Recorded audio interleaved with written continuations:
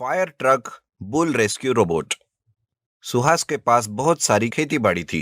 काफी सारे गाय बैल ट्रक ट्रैक्टर भी थे उसके पास। पर उसका सबसे प्यारा था शिवा नाम का उसका बैल, जो उसे जान से भी प्यारा था। वो जहां भी जाता उसे अपने साथ ले जाता। वो था ही इतना अलग, सब में एकदम उठकर दिखता था। गांव के बैलों की रेस में हमेशा वही जीतता था। लोग उससे डरते थे और कुछ जलते भी थे। उसी गांव में एक हितेन नाम का आदमी रहता था। उसे वो सुहास और उसके बैल से बहुत चिढ़ थी। वो हमेशा हार जाता था। उनसे बदला लेने के लिए वो हमेशा उतावला रहता था। आज तो कुछ भी करके उस सुहास के बैल को उससे दूर करके ही रहूंगा। फिर देखता हूँ अगली रेस जीतने से मुझे कौन रोकता है तो। जीतने की होड़ में हितेन उस शिवा को कैसे भी करके चुराता है और एक बड़े से फायर ट्रक में उसे बंद कर देता है। और दूसरी तरफ सुहास अपने शिवा को लेकर परेशान हो जाता है। हे भगवान, मेरा शिवा कहाँ होगा? अगर वो मुझे नहीं मिला तो मेरा भी जीने का कोई मतलब नहीं है। कोई तो मेरे शिवा से मुझे मिलवाओ। यहाँ उस फायर ट्रक में बंद शिवा जोर जोर से चिल्लाने लगता है। बाहर निकलने के लिए झटपटाने लगता है। वो फायर ट्रक भी अंधाधुंध होकर हर जगह घूमने लगता है, जिससे आसपास के खेतों में आग लग जाती है और लोग भी डर के मारे जान बचाकर भागने लगते हैं। कि तभी अचानक कहीं से एक बड़ी सी कार वहां पर आकर रुकती है और वो अचानक एक रोबोट में ट्रांसफॉर्म हो जाती है। ओह, इस कार ने तो तबाही मचा दी है। मुझे जल्द से जल्दी कुछ करना होगा। ओह नो, लगता है इस फायर ट्रक के अंदर कोई है। अगर इसे बाहर नहीं निकाला तो वो मर जाएगा। पहले इस फायर ट्रक को रोकना होगा। रोबोट अपने मैग्नेटिक पावर से उस ट्रक को अपनी तरफ खींच लेता है। पर तभी उस ट्रक से फायर निकलने लगती है और रोबोट पर बरसने लगती है। अच्छा, तो ये ऐसे नहीं मानेगा। इसे हल्के में लेना, कहीं मुझे भारी ना पड़ जाए। अभी इसकी आग बुझाता हूँ, पानी पिलाता हूँ, थोड़ा प्यास लगी होगी ना।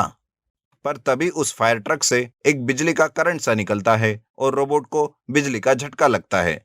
वो उछलकर दूर जाकर गिरता है। अच्छा भाई, मुझसे पंगा। अब तो देखना ही पड़ेगा इस फायर ट्रक में कौन है। अभी इसके वायर्स कट कर देता हूँ। ये कहकर रोबोट उस फायर ट्रक का बोनेट खोल के उसके सारे वायर्स कट कर देता है और पहले शिवा को बाहर निकालता है। इस अफरा तफरी में सारे गांव वाले वहां इकट्ठा हो जाते हैं। वो कहते हैं, अरे ये क्या चीज है और यहाँ कैसे आई? इसने तो उस ट्रक को पलक झपकते ही रोक लिया। कमाल है। ये क्या, इस ट्रक में तो सुहास का शिवा भी बंद था। जाओ, कोई सुहास को बुला कर लाओ और जो उस फायर ट्रक को चला रहा है उसे पकड़कर बाहर निकालो।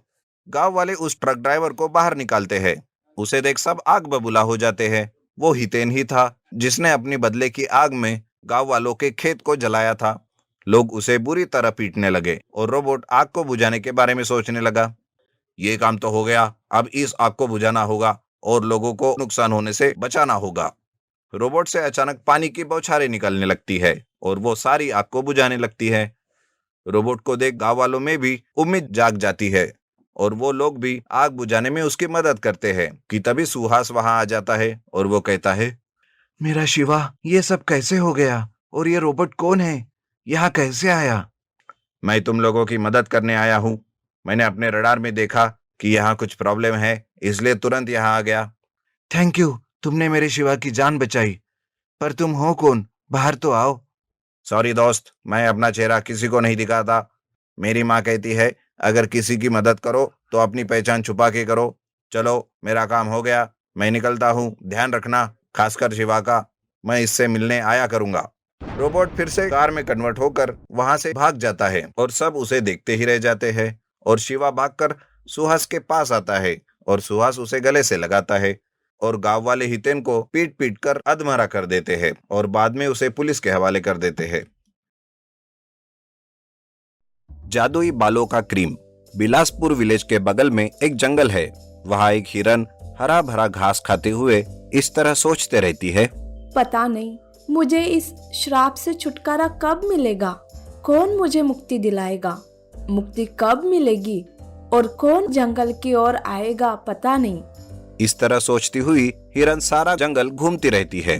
बिलासपुर विलेज में धर्मेंद्र नाम का एक व्यक्ति फलों का व्यापार करते हुए अपने परिवार का पालन पोषण करता रहता है। उसे प्रमोद और चरण नाम के दो बेटे थे। बड़ा बेटा प्रमोद अपने गंजेपन के कारण हमेशा चिंता में रहता था और किसी से भी ज्यादा बात नहीं करता था। हमेशा अपने गंजेपन को वो आईने में देखता रहता। मेरे गंजेपन के कारण कोई भी मुझसे ठीक से बात नहीं करता। कोई लड़की भी मुझे पसंद नहीं करेगी, इसलिए बाकी युवकों की तरह मैं बाहर नहीं घूम सकता और अपनी लाइफ भी एंजॉय नहीं कर सकता। वो इस तरह सोचते हुए चिंता करते रहता है। बचपन से ही छोटा बेटा चरण के अच्छे घने बाल थे और सबसे घुल मिल कर वो बातें भी करता रहता है। इससे माँ बाप धर्मेंद्र और सुजाता चरण को अच्छी तरह से देखभाल करते थे। कभी भी अपने बालों के लिए कुछ भी मांगा तो वो क्षण में ला कर देते थे। एक दिन चरण कहता है, माँ, मुझे करी पत्ती की चाय चाहिए। थोड़ी देर रुक जाओ चरण, अभी नहीं बना। अरे माँ, आपको पता है ना, करी पत्ती का चाय मेरे बालों के लिए जरूरी है।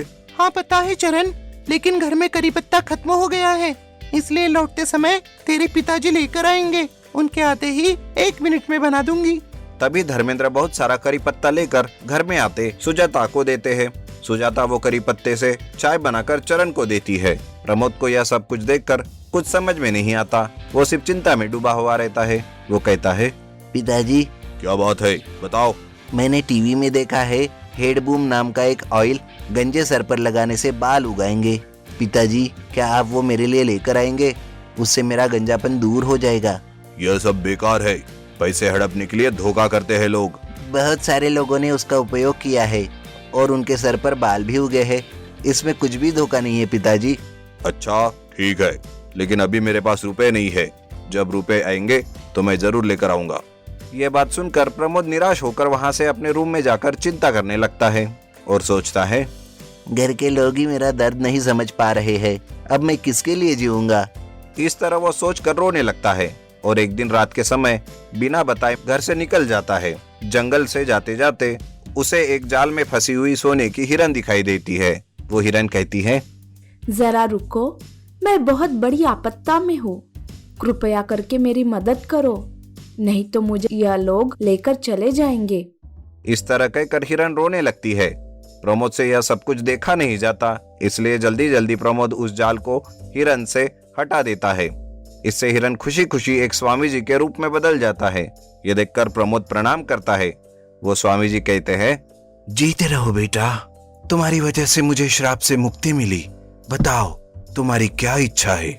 स्वामी जी, इस गंजेपन के कारण 4 लोगों में जाने के लिए मैं बहुत शर्मिंदा हो रहा हूँ। मेरे अपने भी मुझसे धिक्कार कर रहे हैं। मैं तुम्हारी चिंता समझ गया बेटा। ऐसा कहकर स्वामी जी अपनी आंखें बंद कर लेते हैं और एक क्षण में ही आंखें खोल के देखते हैं तो उनके हाथ में एक डिब्बा आता है। वो प्रमोद को देकर कहते हैं, देखो बेटा, इस डिब्बे में एक जादुई बालों की क्रीम है। इसे तुम केवल सुबह के वक्त ही लगाना, जब ही इसके परिणाम अच्छे होंगे। तुम भूल से भी इसे रात में लगाया तो तुम हमेशा हमेशा के लिए गंजे हो जाओगे। याद रखना मेरी बात। ठीक है स्वामी जी, आपका बहुत बहुत धन्यवाद। ऐसा कहकर प्रमोद अपने घर वापस आता है। सुबह के वक्त स्वामी जी का दिया हुआ जादुई बालों का क्रीम वो लगाते रहता है। इस तरह थोड़ी दिनों में प्रमोद के सर पर अच्छे से बाल उग जाते हैं। इससे प्रमोद अच्छा दिखने लगता है। बिल्कुल सिनेमा के हीरो शाहरुख खान के जैसा वो दिखने लगता है। प्रमोद को देखकर उसके माता पिता और भाई चरण शौक हो जाते हैं। वो अच्छे से तैयार होकर अपने बालों को दिखाने के लिए गांव में जाता है। लड़कियां तो उसके पीछे ही पड़ जाती है। एक के बाद एक आकर उससे बातें करने लगती है। इससे सिर्फ प्रमोद को ही हवा में उड़ता जाऊं कहकर गाना सुनाई देता है। प्रमोद बहुत खुश रहने लगता है। ये सब कुछ देखकर उसका छोटा भाई चरण उस पे ईर्ष्या करने लगता है और सोचता है कि ये सब कुछ कैसे हुआ। ऐसा कहकर एक दिन चुपके से प्रमोद के कमरे में जाकर वो देखता है तो उसके पलंग के नीचे स्वामी जी के द्वारा दी गई जादुई बालों का क्रीम रखा हुआ होता है। वो समझ जाता है कि इसी की वजह से प्रमोद के इतने अच्छे बाल आए हैं। वो सोचता है, अच्छा, भैया के घने बालों का राज ये है। अब देखना मैं क्या करता हूँ। इस तरह से एक दिन आधी रात के समय प्रमोद के सो जाने के बाद चरण चुपके से प्रमोद के रूम में आकर पलंग के नीचे रखा हुआ जादुई बालों की क्रीम चुरा कर उस डिब्बे का सारा क्रीम अपने बालों पर लगा देता है। अब देखना, इसकी वजह से मेरे बाल और भी घने और भी ज्यादा चमकेंगे। इस तरह से खुशी खुशी अपने सर पर क्रीम लगाकर वो सो जाता है। दूसरे दिन सुबह उठकर जब वो देखता है तो उसके सारे बाल गिर जाते हैं और वो गंजा हो जाता है। ये सब कुछ देखकर चौंक कर वो रोने लगता है और बड़े भाई प्रमोद के पास जाकर अपनी सारी गलती स्वीकार करता है। अरे चरण, तूने ऐसा क्यों किया? अब तुम कितना भी कोशिश करो, तुम्हारे सर पर एक भी बाल नहीं उगेगा। ऐसा कहकर प्रमोद वहां से चला जाता है और चरण अपने गंजे सर को देखकर रोने लगता है।